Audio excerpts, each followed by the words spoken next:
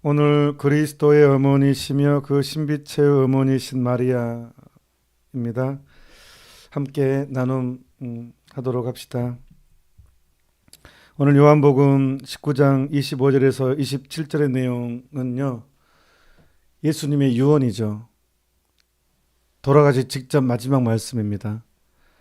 우리 인생에서 가장 중요한 순간은 누가 뭐라 해도 유언을 남길 때잖아요. 내 삶을 정리하는, 가장 사랑하는 사람들 앞에 두고 죽기 직전에 마지막만을 넘길 때가 유언입니다. 가장 중요한 순간입니다. 예수님께서도 마지막 이제 말씀을 남기시죠. 그게 이제 요한복음의 내용이에요. 그런데 놀라운 것은요,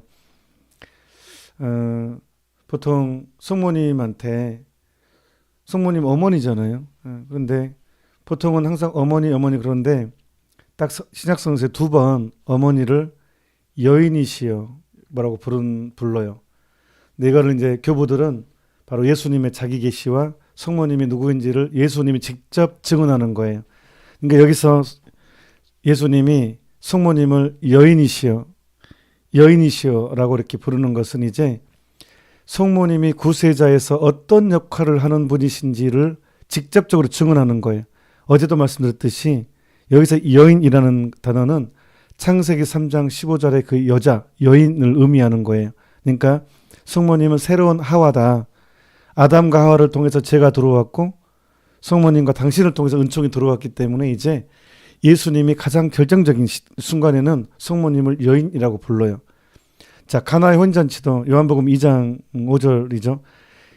2장에서도 보면 당신이 첫 번째 기적을 행하잖아요. 그때도 성모님을 여인이시여 라고 해요. 그리고 오늘은 마지막 기적, 당신이 총정리를 하는 거예요. 순환과 죽음을 통해서 이제 모든 걸 완성하는 이 대목에서 또한 성모님을 여인이시여 라고 부릅니다. 그러니까 이거는 성모님이 구세사에서 얼마나 중요한 역할을 하고 있고 성모님이 어떤 분이신지 이미 태초에 예언됐던 그 여인을 예수님이 직접적으로 증언하는 것입니다. 그러면서 제자 요한에게 먼저 어머니에게 여인이시여 이 사람이 어머니의 아들입니다. 이때는 또 어머니라고 표현을 쓰죠.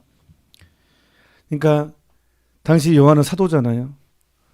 그러니까 사도는 교회를 상징하죠. 그러니까 교회가 당신의 자녀들입니다. 교회. 지체를 맺어주는 거예요. 예수님이 직접 당신의 어머니를 우리의 지체로 내어주는 거예요. 우리의 어머니로. 예수님의 증언이에요. 예수님의 유언이에요. 그 다음에 요한은 당신의 사랑하는 제자 요한에게는 이분이 너의 어머니이시다. 역시 우리에게도 교회에 또 선언하시는 거예요. 사도는 교회를 상징하니까. 그때부터 그 제자는 그분을 자기 집에 모셨다. 줄지집 그때부터 그 제자가 그분을 자기 집에 모셨다. 그래서 에페소에서 30년 넘게 모셨죠.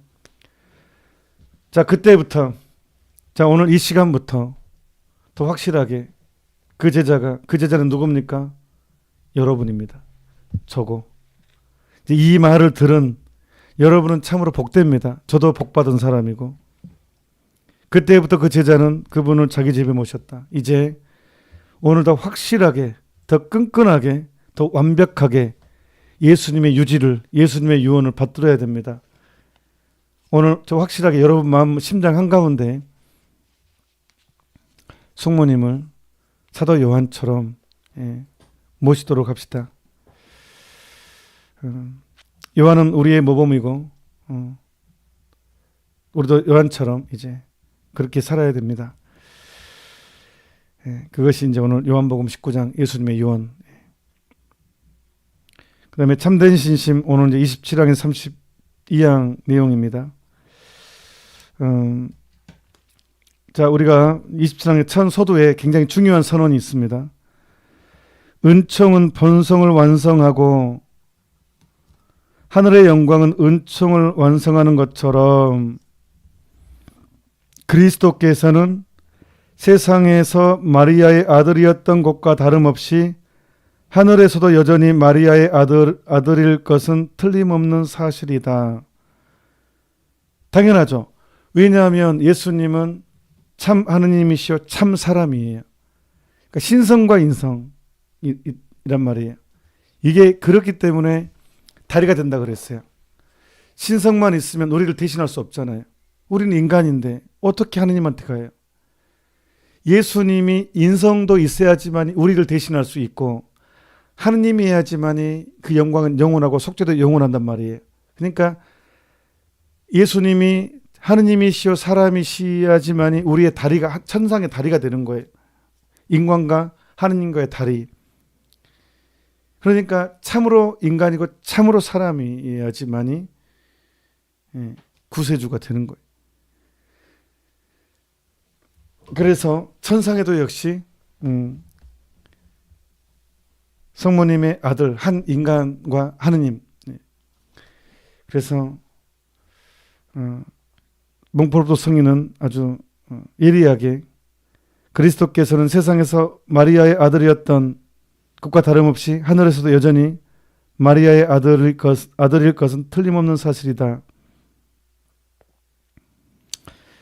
그래서 예수께서는 모든 어머니 가운데 가장 훌륭한 어머니이신 마리아에 대해서 모든 자녀들 가운데에서 완전한 아들로서 존경과 순종을 하늘에서도 계속 드리고 계실 것이다.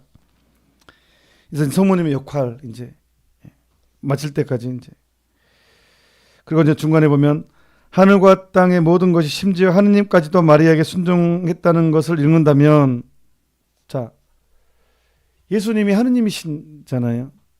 근데 그 하느님께서 30년간 순종하며 살았잖아요. 아니 예수님이 순종하며 살았다면 우리는 더 순종해야죠. 안 그래요? 아니 하느님이신 예수님마저도 순종하며 살았는데 우리는 그 예수님을 사랑하는 예수님의 모범을 따르는 우리는 예수님을 삶의 기준으로 삶은 우리는 더욱더 순종해야 되지 않겠습니까? 또한 공생활을 시작할 때도 기꺼이 보세요. 가나의 혼인잔치는 마리아론에 굉장히 핵심적인 내용이 들어있는데 포도주가 떨어졌어요. 그러면 혼인잔치에서 포도주 떨어지면요 파혼의 사유가 됐어요. 이스라엘에서는. 근데 예수님이 가는 바람에 사람들이 구름처럼 가서 포도주가 떨어질 수밖에 없었죠. 그래서 성모님께서 이 집에 포도주가 떨어졌다 한마디 하십니다. 예수님이 거절하잖아요. 언뜻 보기에는 아직 이 집과 나는 상관이 없고 내 때가 되지 않았습니다. 누가 뭐라 해도 거절입니다. 근데 어떤 일이 벌어집니까? 물이 포도주로 바뀌잖아요. 그래서 제자들은 예수님을 믿기 시작했다. 이게 주님 공연. 그래서 주님 공연 대축일에 가나의 혼인잔치를 기념해요. 공적으로 이제 드러났기 때문에 드디어 이때부터 공생활이에요. 이제 예수님이 메시아로서 세상에 드러났어요. 그래서 공현이에요. 그래서 제자들은 예수님을 믿게 되었다. 보세요. 내 때가 되지 않았어요. 예수님께서 하느님으로서 기적을 베풀 때는 태초에 삼위일체 하느님이 합의에 정해놨어요. 그런데 성모님 말 한마디에 때가 앞당겨져 버렸잖아요. 아직 때가 되지 않았는데 기적을 행함으로써 때가 앞당겨져 버렸잖아요. 그러니까 이 성모님의 이 역할이라는 것은요, 힘이라는 것, 전구의 힘이라는 것은요, 우리의 상상을 완벽하게 생각도 못한 너무 엄청나서 너무 엄청나다는 거예요. 그러니까 하늘과 땅의 모든 것이 심지어 하느님까지도 마리아에게 순종했다는 것을 읽는다면 그러니까 우리는 어쩌겠습니까? 하느님까지 순종했다면 그리고 이제 이게 하느님의 능력이 없어서 순종한 것이 아니라 마리아는 은총으로 완벽하고 완벽한 겸손을 가지고 있었기 때문에 그렇다는 것을 또 성인께서 몽포르 에도브고 성인은 설명합니다. 그 다음에 이제 아주 중요한 또 다른 마리아론에 있어서 아주 중요한 성서적인 근거가 나옵니다. 개신교 신자들은 꼭 성모님 얘기하면 그 성서를 근거를 들어야 하잖아요. 이제 이 부분입니다. 일찍이 모세는 내 기도를 그치고 나에게 거역한 백성들을 나의 분노대로 벌받게 버려두라고 말할 정도 대단했던 이스라엘 사람들에 대한 하느님의 분노를 자신의 기도의 힘으로 진정시켰다. 무슨 뜻이냐면요. 모세가 시나의 산에 이제 올라가서 십계명을 받으려고 열심히 기도하고 있는데 갑자기 지도자가 안 보이니까 유혹에 빠졌어요. 그러니까 금송아지 사건이죠. 그러니까 하느님은 눈에 안 보여. 그러니까 사람들은 심리적으로 금송아지는 농경 문화의 상징이죠. 부의 상징이에요. 눈에 보이는 거예요. 금송아지를 만드는 것은. 그러니까 인간은 눈에 잡히는 것, 내 이익되는 것을 섬기기를 원해요. 느끼는 것, 맛보는 것.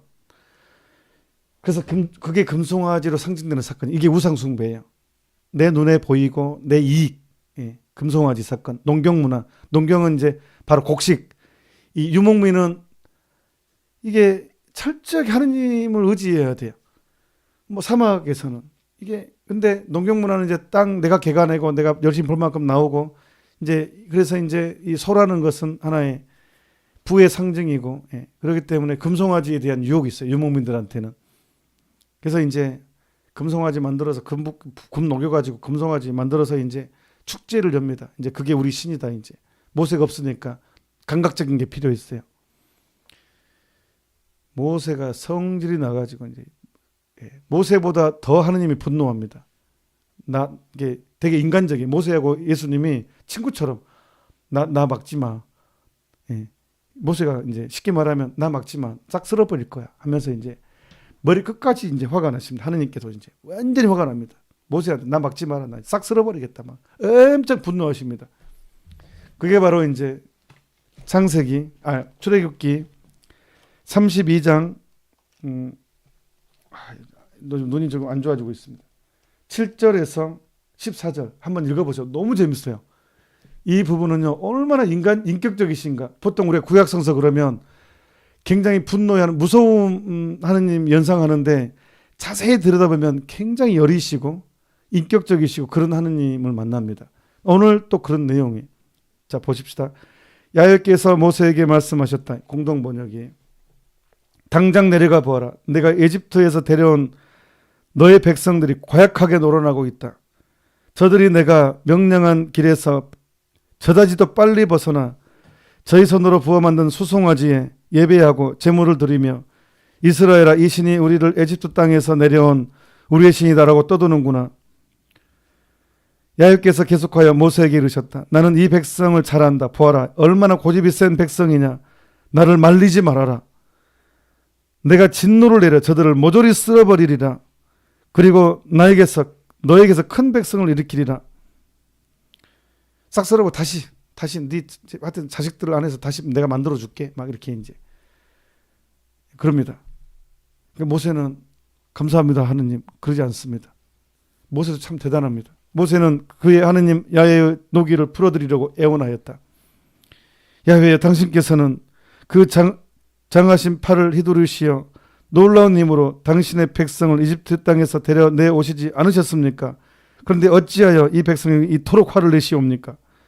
어찌하여 하면서 말하기 왜 이렇게 화를 내십니까? 당신이 그 데려놓고 하면서 이렇게 진짜 재밌어요. 이 내용이. 그러니까 또 하느님이 화를 풀어요. 또 이게 정말 감동이에요. 모세가 이제 아니 왜 화를 내십니까? 하면서 옆에 하니까 또 하느님이 모세의 얘기를 듣고 화를 푼다니까요. 이게 진짜 감동이에요. 감동. 하느님은 사랑하는 사람이 부탁 거절 못 하시죠. 성부 하느님은요. 삼일체 하느님 다 마찬가지입니다. 성령 하느님, 성자 하느님, 성부 하느님. 당신이 정말 사랑하는 사람의 부탁은 거절 못 하십니다. 그래서 그렇게 불같이 싹 쓸어버리겠다 해놓고도 모세가 왜 화를 내십니까? 그렇게 하면서 딱 하니까 하느님이 풀으십니다. 그리고 멸망시키지 않습니다. 끝까지 이 백성을 데리고 가십니다. 와, 감동입니다. 감동. 그래서 몽포르독고 성인은 이 대목을 통해서 뭐라고 이제 얘기하냐면 바로 오늘 27장의 내용이에요. 27장 마지막 부분. 아니 모세한테 하느님이 이 정도였다면 은총이 가득하시고 성령 하느님과 일치해서 그 순종해서 제2의 제2의 성, 3위의 이 성자 하느님을 낳으신 그 성모님의 부탁은 더 잘 들어주시지 않겠느냐. 모세한테 이 정도였다면 성모님의 정구는 또한 얼마나 강력하겠냐 이거예요. 모세가 이 정도였다면 성모님 어쩌겠냐고요. 예, 그게 그 내용이에요. 오늘 몽골 루브르 성인의 오늘 28항의 내용은. 그러니까 저는 제가 처음 볼 때 진짜 감동되었어요. 저는 개인적으로 진짜 감동이었어요. 이 부분이 와 진짜 모세가 이 정도면 성모님은 와우, 예. 끝났다. 뭐 그 생각 들었어요. 끝났다 이제. 예. 성모님 부탁이면 끝났다 이 생각. 그리고 그 증거가 또한 요한복음 2장 가나의 혼인잔치였고요. 내 때도 내 때도 되지 않았고 나하고 상관도 없으시면 예, 기적을 베풀어 버리시잖아요. 거절을 안 하시잖아요. 28항. 중요한 선언 출치셔야 됩니다. 하늘에서 마리아는 천사들과 축복받은 자들에게 명령을 내릴 수 있는 권한을 가지고 계신다. 마리아의 깊은 겸손에 대한 보답으로 하느님께서도 당신을 배반한 천사들이 교만으로 떨어져 나가 비어있는 자리를 성인들로 채우도록 마리아에게 권한을 부여하고 위임하셨다. 완전히 우리한테 유리한 내용입니다. 그러니까 줄쳐야 됩니다. 여러분께 완전 유리한 내용입니다. 예. 유리한 내용은 일단은 믿고 봐야 됩니다. 예. 왜 유리하니까. 예. 자, 더 중요한 내용. 하늘과 땅 그리고 지옥에 있는 모든 것이 좋든 싫든 겸손하신 동정 마리아의 명령에 복종해야 한다는 것이 겸손한 자를 드러높이시는 하느님의 뜻이다. 이거는 또 언제 또 드러났냐 그러면요. 마귀 들린 사람들, 구마 기도 하는 사람들, 그 세계 파티마 사도직 마리아지에 보면요. 그 마귀 들린 이들의 이야기가 되게 많이 나와요. 그때 이제 그 마귀 들린 사람한테 이제 명령을 내리죠. 그러면 꼭 이 고백을 해요. 마귀 들린. 성모님께 순종하지 않을 수 없는 하느님의 뜻에 대해 얘기를 합니다. 그래서 이 마귀 들린 사람들 성모님 이야기하는 걸 그렇게 두려워합니다. 이 자존심에 완전히 치욕스럽거든요. 이 교만의 상징이니까. 아니 생각해 보세요. 천사가 인간보다 훨씬 훌륭한 존재로 창조됐는데 교만으로 마귀가 됐어요. 그런데 세상에 인간보다 우리보다 훨씬 못하다고 피조물이라고 생각한 인간이 완벽한 겸손으로 저는 주님의 노예입니다 라는 겸손을 증언하고 하느님을 잉태합니다. 그래서 우리가 성모성할 때 태중의 아들 예수님 또한 복되시도다. 세상에 전지전능하신 우주의 창조주께서 한 인간의 태안에 그 겸손 때문에 그렇게 되신 거잖아요. 하느님의 인간의 겸손과 하느님의 겸손이 만났잖아요. 태중의 아들 예수님은 하느님이 얼마나 겸손하신지 인간의 겸손과 하느님의 겸손이 만난 거예요. 태중의 아들 예수님 또한 복되시도다. 이걸 선언할 때 마귀들이 얼마나 고통스럽겠습니까? 이 교만이 드러나니까. 인간에게 부여한 이 은총이 얼마나 부럽겠습니까? 완전 질투 폭발입니다. 마귀 입장에서는 견딜 수 없습니다.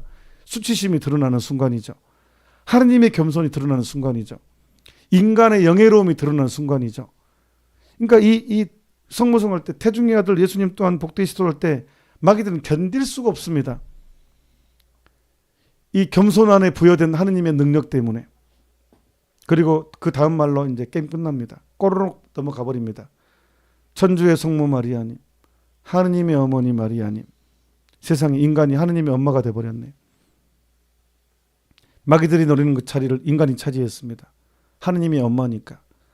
하느님이 성모님을 어머니라고 부르니까. 순종하고, 하느님이 세상에 순종하고 사니까. 하느님이 순종하며 사니까. 게임 끝났습니다. 그래서 이 가장 미천한 일을 드러높이시는 하느님의 이 섭리 때문에 마리아는 하늘과 땅 그리고 지옥에 있는 모든 것이 좋든 싫든 겸손하신 동정 마리아의 명령에 복종해야 한다는 것이 겸손한 자를 드러높이시는 하느님의 뜻이다. 줄쳐야 됩니다. 이거 별표 치고 항상 이렇게 새겨야 됩니다. 여러분 가슴에 새겨야 됩니다. 그러니까 성모님에 대한 봉헌은 승리를 상징합니다. 이미 물론 인간은 약해요. 쉽게 넘어지고. 하지만 성모님의 것이 돼버리는 순간 마귀는 어떻게 할 수가 없습니다. 성모님의 것이 돼버리면. 그래서 이 봉헌이 중요한 거예요. 그래서 이 33일 동안 준비해서 봉헌하는 것은 게임 끝나는 거예요. 예. 마귀가 우리한테 어떻게 할 수 없는 아주 결정적인 사건이 되는 것입니다. 저는 이 부분 보면서 또 잠깐 우리 이제 스텝하고 얘기했지만, 와, 진짜 몽포 루돌프 성인은 성인 중에 성인이시구나. 그런 생각을 할 수밖에 없는. 예. 그래서 요한 바로이서 교황님도 이분에 대해서 얼마나 높게 평가한지 모릅니다. 예. 이분 얘기를 참 많이 했습니다. 예. 그리고 제가 프랑스에 이제 갔을 때 그 이분 무덤에 가서 이 대성전 가는데 정말 이 미사도 했거든요. 예. 신부님 같이 신부님이랑 지금도 그게 생생합니다. 그 무덤 위에 미사를 했던 이분의 힘을 느낄 수 있었고, 정말 프랑스 가면 루르드도 아주 유명하고 좋지만 몽포 루돌프 성인의 이 대성전, 봉헌된 성전 무덤도 순례도 정말 좋겠다고 생각을 합니다. 나중에 여러분과 함께 갈 날도 있겠지요. 29항. 그래서 이제 29항 나옵니다. 상속을 받아라. 우리는 성모님을 상속받습니다. 출집 상속을 받아라. 그러면서 딱 쳐집시오. 나 자신. 성모님과 나. 이제 성모님을 상속받는 나, 그렇게 적으시면 됩니다. 성모님을 상속받는 나, 그렇게 줄치고. 축하드립니다. 그래서 여러분들은 야곱으로 상징되는 하느님의 자녀들 가운데 야곱으로 상징되는 사람들이 됐습니다. 성모님을 상속받는 나 적으시면 되겠습니다. 자, 30항은 뭐 너무나 이 논리적으로 중요한 내용입니다. 그러니까 이 성모님을 받아들이는 모시는 사람은 구원의 상징이고 선택받은 사람의 상징이고, 성모님에 대한 경멸을 하고 성모님을 받아들이지 못하는 사람들은 버림받은 사람의 상징이다라는 것. 그리고 이단의 기준이다. 우리가 보통 이단이냐 저 사람이 하느님의 사람이냐 아니냐, 그리고 뭐 그 기준이 이제 몽포 루돌프 성인은 성모님을 참으로 어머니로 모시냐 모시지 못하느냐. 근데 논리적으로 설명이 났어요. 32항 봅시다. 32항 이제 제가 32항 설명할 게 좀 있어 32항으로 넘어가겠습니다. 자, 이제 바오로 사도가 이런 얘기를 하죠. 우리는 교회고 우리는 지체다. 예수 그리스도께서 우리의 머리이시고 우리는 그분의 지체라고 했잖아요. 사도 바오로가 그것을 그대로 또 해석해 놨어요. 사도 바오로께서 예수 그리스도는 우리의 머리이시고 우리는 그분의 지체다. 팔, 다리 뭐 역할을 한다. 그래서 교회는 하나를 이루고 예수 그리스도와 함께, 그 내용인데, 그렇다면 예수님께서 우리의 머리이시다면 그 머리가 성모님에게서 나왔잖아요. 예수님은 성모님에게서 나왔으니까 그 지체 또한 성모님에게서 나와야 된다는 거예요. 예수님이 성모님, 우리 머리가 예수님에게서 성모님에서 나왔으니까 우리 역시 또한 예수님과 한 몸을 이루려면 성모님에게서 나와야 된다. 그래야 온전한 한 몸이 된다는 거예요. 예수님은 성모님에서 나오고 지체는 성모님에서 안 나오면 이게 기형이라는 거예요. 이게 얼마나 강력한 마리아론인지 몰라요. 이게 아주 논리적으로, 그래서 참 엄청 쉽고 아주 머리에 쏙 들어오게 설명해 주잖아요. 이제 이게 머릿속에 안 들어오면 내가 너무 복잡한 거예요, 지금. 너무 산만해 있는 거예요. 이게 안 들어온다면. 너무나 간결하고, 논리적이고, 예. 그래서, 예수님과 하나를 이루는 역시 성모님, 한 어머니를 모실 수밖에 없다. 예. 그 역할입니다. 그래서 오늘 전체 주제에 맞아 떨어집니다. 예수님의 어머니, 그리스도의 어머니시며 그 신비체의 어머니신 말이야. 이제 그 지체도 역시 우리의 어머니가 된다. 연결된다라는 거. 예수님과 나는 하나를 이루고 있다. 어머니 때문에 그렇게 되는 것입니다. 오늘 여기까지 이제